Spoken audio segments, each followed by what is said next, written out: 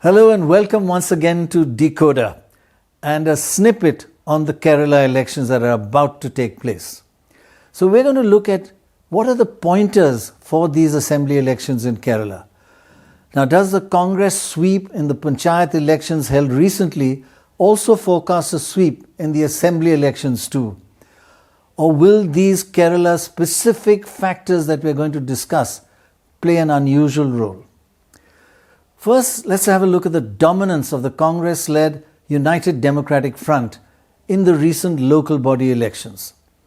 So in the recently held Panchayat and municipal elections in Kerala, the CPM-led LDF, Left Democratic Front, was convincingly defeated by the Congress-led UDF, the United Democratic Front. That in most regions of Kerala, the UDF swept the Gram Panchayat elections, winning 505 of the 941 seats, compared with only 340 seats won by the CPM-led LDF. Similarly, in the block panchayats, the UDF won 79 versus 64 by the LDF. And the UDF hit a real high in the municipalities, winning 54 compared with only 28 won by the LDF. It completely swept the corporation elections too, winning as many as 4 out of the 5.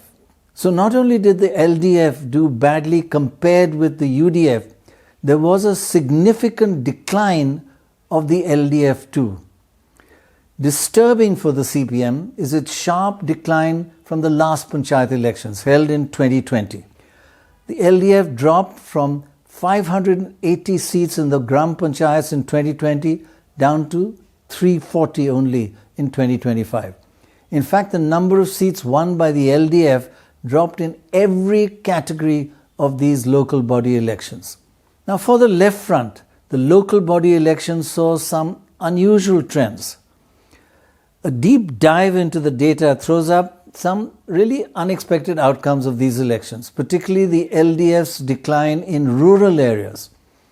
In the recent local body elections, the UDF did very poorly in rural areas, while earlier in 2020 it had swept the elections in rural areas. The CPM did worst in the rural Gram Panchayats, dropping from 62% of the seats in the last elections down to just 36% of the seats this time. In block panchayats as well, it fell from 73% of the seats down to just 42%. In the district panchayats, the situation was marginally better for the left as it won 50% of the districts. But this was still a drop from the 79% it got last time. The LDF also faced a sharp decline in urban areas. In fact, the UDF had a landslide victory in the municipal and corporation elections, a complete reversal of the previous election results. The left dropped to a low of 32% in the municipal elections and plummeted to only 17% in the corporations. Do note that in this snippet, we are focusing on the two major alliances because the BJP has so far not played a significant role in Kerala elections. Though its support did rise to 16% in the 2016 assembly elections, but then in 2021, the BJP lost that momentum. The BJP did have one major gain in these 2025 local body elections. It won the urban Trivandrum Corporation, a significant victory. If we focus on the district level, the UDF has a distinct advantage. A comparison of district electoral maps shows how geographically widespread the LDF decline was in 2025 compared with 2020. The major rise of the UDF support was in the south central region, as you can see, where its tally went up from 1 to 4 districts, just in the south. Now, at the district level, the left seems to have done not so poorly as at the village level. That's what the data shows. In the 14 districts of Kerala, the Congress-led UDF dominated primarily in the Gram Panchayats. It won 8 districts out of the 14 in the Gram Panchayat elections at the district level, but only 6 out of the 14 at the block level, and split the district panchayats at 7-7 with the LDF. Now, the urban areas saw a total sweep by the UDF, winning 10 out of 14 districts in the municipality elections and 4 of the 6 corporations. Overall, the UDF won 8 out of the 14 districts in these local body elections.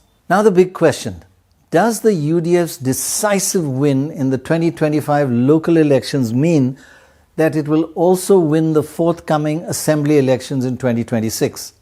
So what is the mirror image fallacy? It's tempting for political observers to view these results as a precursor to a landslide in the 2026 assembly elections. A cursory glance at the electoral map often shows assembly results mimicking or appearing to mimic the local body election results from just 6 months prior. However, this surface level correlation masks a deeper structural trend in Kerala's voting behaviour. History suggests that the LDF possesses a unique capacity for vote share recovery in the transition from local to state level polls. The recovery factor, it's called. The CPM-led left front does much better in every assembly elections held just 6 months after the local body elections. Even after losing the 2010 local body elections, the left had a 5.4% higher vote in the assembly elections that followed. In the 2015-16 elections, it got 5.7% higher vote in the assembly elections, and the 2021 elections, it increased its votes by a smaller, though a significant 4.1%. Now, the Congress-led UDF also improves its votes at the assembly elections compared with the local body elections held earlier, but by a much smaller percentage than the left. Overall, on average, the LDF vote goes up by 5.1% in the assembly elections, while the UDF vote rises by only 1.4%. So is it all about the consolidation of the third vote, the third factor? Why does the left perform better in assembly elections than in local body polls?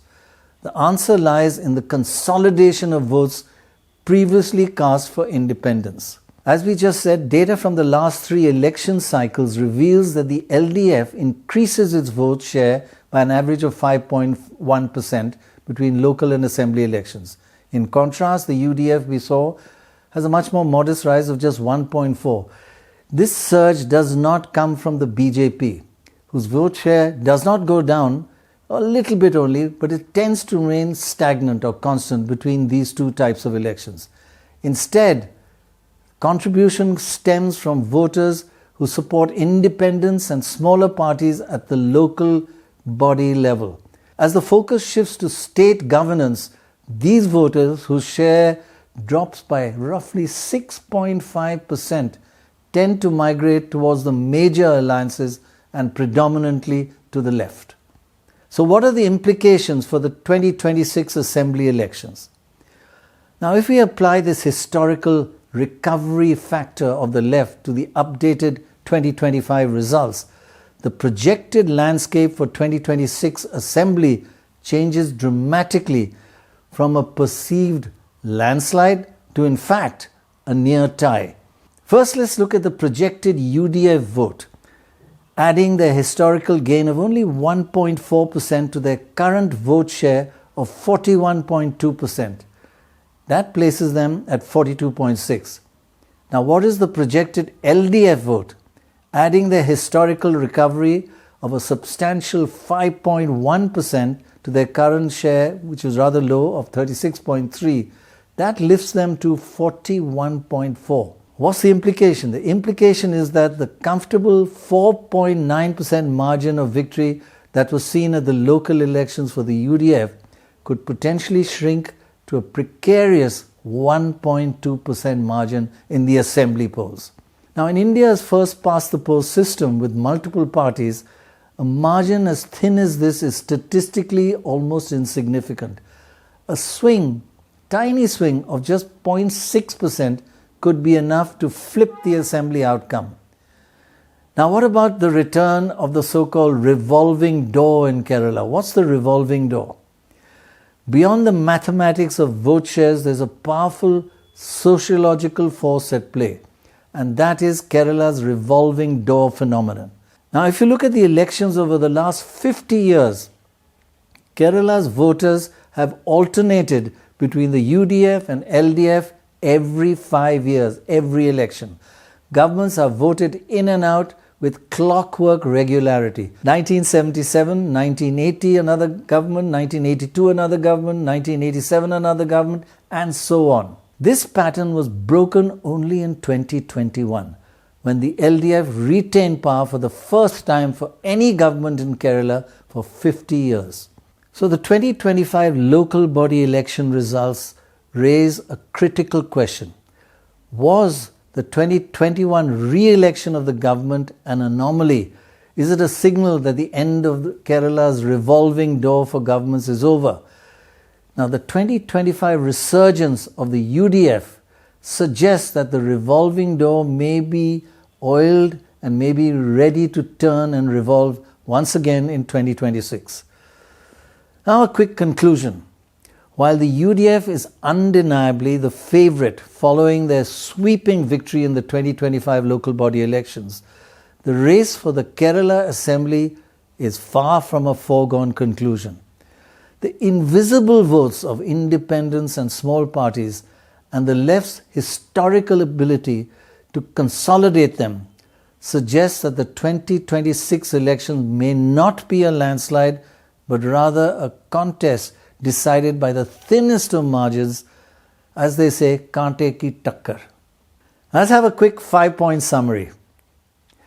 The Congress-led UDF won a sweeping victory in Kerala's 2025 local body elections, leading in most categories of panchayats and municipalities across the state.